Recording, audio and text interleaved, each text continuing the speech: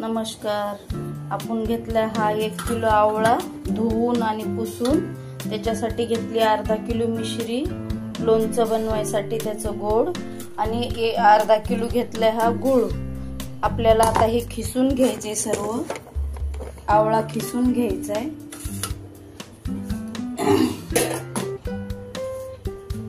बघा आता आवळा खिसून घेते मी.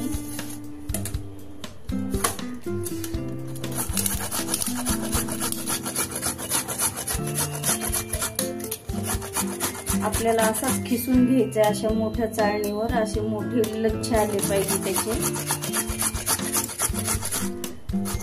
पूर्ण आवळा खिसून घ्यायचा आपल्याला.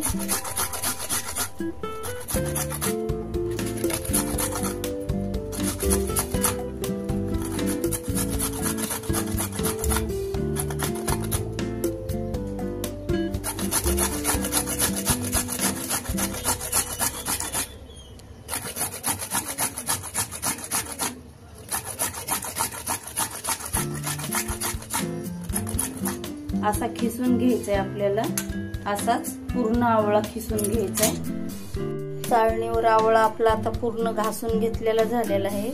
ही त्याची गिठोळी वाचलेली, तर ही तुम्ही पाण्यामध्ये उकळून पिऊ शकतात.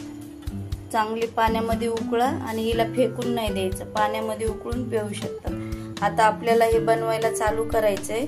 हे कढई घेतली, कढईमध्ये आपल्याला आता हे टाकायचं खिसून घेतलेलं, आणि त्याच्यामध्ये ही मिश्री आहे ती टाकायची. मिश्री वाटून घेतलेली आहे ती टाकायची.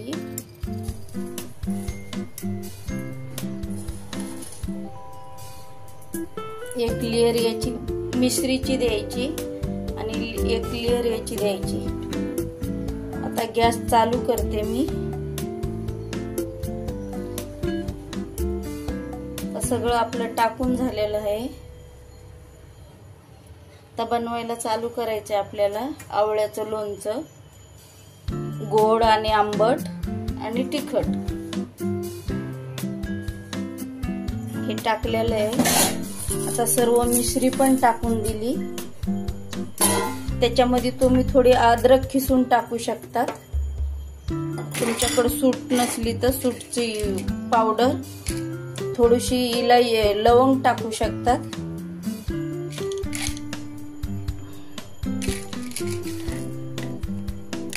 हे थोडस मी घेतलेले लवंग, दालचिनी आणि काळी मिरी हे पण तुम्ही टाकू शकतात. याने थोडा स्वाद येतो. आता बनवायला चालू करते. आता हलवून घ्यायचे.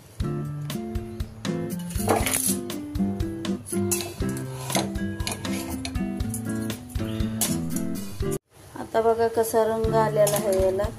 आता याच्यामध्ये आपल्याला गूळ टाकायचा आहे. हे बघा गूळ टाकते.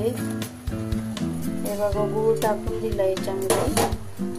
याला आता हलवून घ्यायचंय आणि झाकून ठेवायचंय.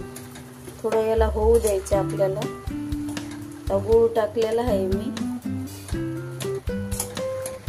लोणचं बनवायला आपण आवळ्याचं, त्याच्यामध्ये आता हा गूळ टाकलेला आहे. याला हलवून घ्यायचे. आता झाकून ठेवायचे याला. हा बघा आता कसा रंग आलाय आपल्या लोणच्याला. त्याच्यामध्ये थोडी हळद टाकायची. हे बघा थोडीशी मी हळद टाकते.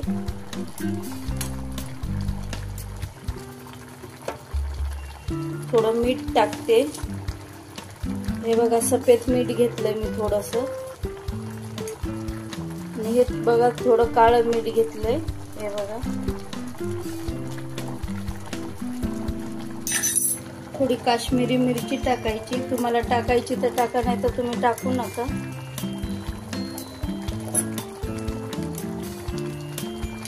तर याला हलवून घ्यायचंय. थोडा वेळ झाकून ठेवायचे. आता बघा किती रंग आलाय कसा छान याला. आता हे आपलं तयार झालेलं लोणचं बनून.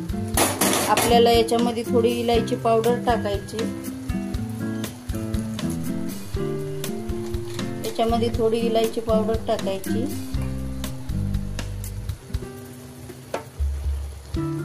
इलायची पावडर टाकली थोडीशी, म्हणजे असं सुगंध छान येतो याचा. थोडी इलायची पावडर टाकली. ते थोडस बदाम टाकलेत, आपल्याकडे त्या बिया नव्हत्या हिरव्या म्हणून आपण हे टाकून दिले याच्यामध्ये बदाम. आपलं हे बनवून आता तयार झालेलं लोणचं हे बघा किती छान बनले. हे बघा, हे तुम्ही याच्यासोबत पण खाऊ शकता, पराठ्यासोबत खाऊ शकतात तुम्ही. लोणचं हे चपाती सोबत खाऊ शकतात तुम्ही, सकाळी सकाळी असं पण खाऊ शकतात.